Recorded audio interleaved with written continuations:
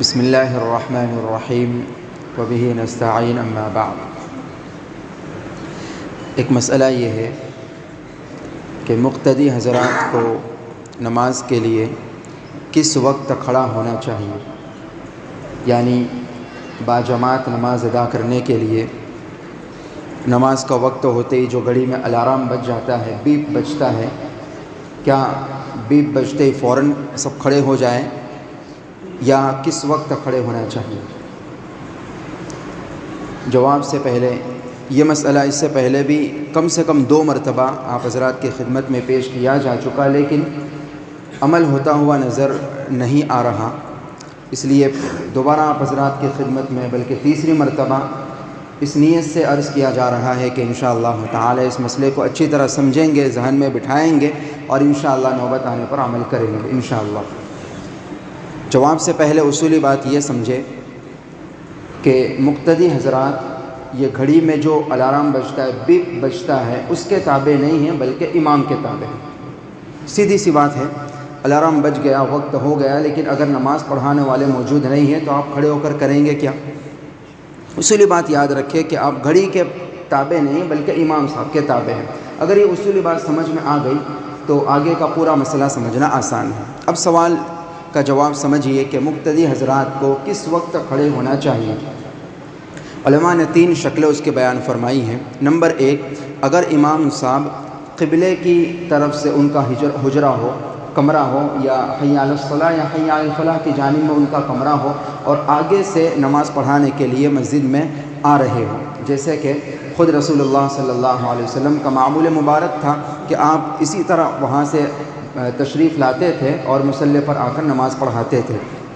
تو اس صورت میں حکم یہ ہے کہ جیسے امام صاحب کو آپ دیکھیں کہ وہاں سے اپنے حجرے سے نکل چکے ہیں اور نماز پڑھانے کے لیے آ رہے ہیں، ان کو دیکھتے ہی فوراً کھڑے ہو جانا چاہیے۔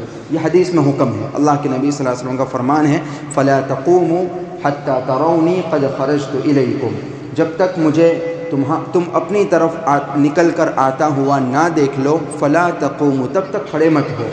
اور حضرت بلال رضی اللہ تعالیٰ عنہ کا یہی معمول تھا، اللہ کے نبی صلی اللہ علیہ وسلم کو دیکھتے صحابہ کرام کو نظر ہوتی تھی، جیسے اللہ کے نبی صلی اللہ علیہ وسلم کو دیکھا کہ اپنے کمرے مبارک سے نکل چکے ہیں، حضرت بلال کھڑے ہو جاتے، تکبیر شروع فرما دیتے، صحابہ کرام کھڑے ہو جاتے تھے۔ یہ پہلی شکل۔ آج کے دور میں عام طور سے یہ شکل کم ہے، کم جگہوں پر ہے۔ زیادہ تر یہی ہوتا ہے کہ امام صاحب یا تو پیچھے کسی صف میں بیٹھے ہوئے ہوتے یا پہلی صف میں بیٹھے ہوئے ہوتے۔ تو اب دوسری شکل یہ ہے کہ اگر امام صاحب پیچھے سے آ رہے ہیں، یا تو عین نماز کا وقت ہو اسی وقت باہر سے اندر آئے، یا پچھلی صف میں دوسری، تیسری، چوتھی، پانچویں صف میں بیٹھے ہوئے ہیں اور نماز کا وقت ہوتے ہی وہاں سے نماز پڑھانے کے لیے آ رہے ہیں، یہ دوسری شکل ہوئی۔ تو اس صورت میں اب حکم یہ ہے کہ امام صاحب جس صف سے گزر جائے اس صف والے کھڑے ہوں گے، اس سے اگلے صف والے ابھی کھڑے نہیں ہوں گے۔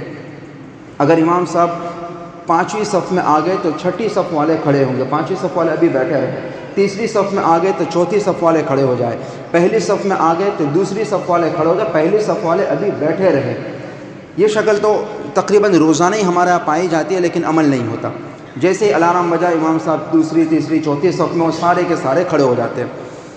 اس کا ریزن اور لاجک یہ لکھا ہے علماء کرام نے، بڑی سمجھنے والی بات ہے کہ اگر امام صاحب تیسری صف میں کھڑے ہیں، ابھی تیسری صف میں پہنچ چکے ہیں، تو اب جو پیچھے چوتھی یا 5ویں صف والے ہیں، اور تو ان کے لیے امام صاحب اس پوزیشن میں اور اس مقام پر ہے کہ اگر وہ اسی پوزیشن میں اقتدا کرنا چاہے تو ان کی اقتدا میں نماز پڑھ سکتے ہیں، جبکہ دوسری اور پہلی صف والے تو نہیں کر سکتے نا، امام صاحب تو ان کے پیچھے ہیں، ظاہر ان کے کھڑے ہونے کا کوئی مطلب ہی نہیں بنتا۔ تو اس لیے جب پہلی صف میں امام صاحب آ گئے تو اب دوسری، تیسری، چوتھی، 5ویں، 6ٹھی صف والے کے لیے امام صاحب اس پوزیشن میں ہیں کہ وہ پیچھے والے ان کی اقتدا کر سکتے، پہلے صف والے بھی نہیں کر سکتے۔ تو اس لیے جب مصلی پر آ جائے اس کے بعد پہلے صف والے کھڑے ہیں۔ تو عام طور سے دوسری شکل پیش آتی ہے، تو اس کا خلاصہ یہ ہے کہ امام صاحب جس صف سے گزر جائے اس کے پچھلی صف والے کھڑے ہو جائیں گے، اس کے آگے والی صف والے ابھی بھی اطمینان سے بیٹھے رہے۔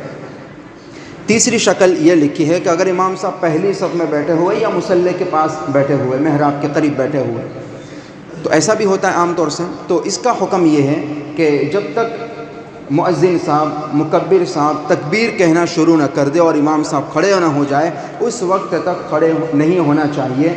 تکبیر سے پہلے اور امام صاحب کے کھڑا ہونے سے پہلے کھڑا ہونا مکروہ ہے۔ مکروہ کا مطلب ناپسندیدہ ہے، اچھا نہیں ہے۔ اچھا نہیں کا مطلب بری بات ہے، اچھی بات نہیں ہے، پسندیدہ نہیں ہے، مکروہ ہے۔ تو امام صاحب سے اور تکبیر شروع ہونے سے پہلے نہیں کھڑا ہونا چاہیے۔ تکبیر شروع ہو گئی اس کے بعد میں آپ کھڑے ہوں، اور آخر میں حی علی الفلاح تک آپ کھڑے ہو سکتے ہیں۔ کتابوں میں لکھا حی علی الفلاح پر کھڑا ہونا ادب میں سے ہے، آداب میں سے ہے۔ اس کا مطلب علماء نے یہ لکھا ہے کہ حی علی الفلاح تک میں آپ کھڑے ہو جائے، اس سے زیادہ لیٹ نہیں کرنا چاہیے، اس سے زیادہ لیٹ کریں یہ بری بات ہے۔ تو حی علی الفلاح تک آخر میں کھڑے ہو جائے، اور چونکہ ہمارے یہاں صفیں ترتیب سے جمی ہوئی نہیں ہوتی ہے، صفیں اگر بالکل ترتیب سے جمی ہوئی ہوں تب تو بہتر یہ ہے کہ آپ حی علی الفلاح کے وقت کھڑے ہوں، تاکہ مکبر صاحب جو کہہ رہے ہیں حی علی الصلاح حی علی الفلاح، آؤ نماز کی طرف، جو دعوت دی جا رہی ہے تو اسی وقت عین اسی وقت ان کی دعوت کا جواب عملاً دیا جا سکے اور ہم اس وقت کھڑے ہوں۔ لیکن عام طور سے ہمارے یہاں صفیں درست نہیں ہوتی، کوئی باہر بیٹھا ہوا ہے، کوئی ادھر بیٹھا ہوا، کوئی ادھر بیٹھا، اس لیے دیکھیں اچھی بات یہ ہے جیسے مدارس میں، اس سے پہلے بھی یہ بات آپ حضرات کی خدمت میں عرض کی تھی، آپ اگر کسی مدرسے میں چلے جائیں تو مدرسے میں طلبہ کرام بالکل صف بنا کر بیٹھتے ہیں، ایسے صف بنا کر بیٹھتے ہیں کہ کھڑے ہونے کے بعد میں اس صف میں ایک بندے کی بھی داخل ہونے کی، گھسنے کی گنجائش نہیں ہوتی۔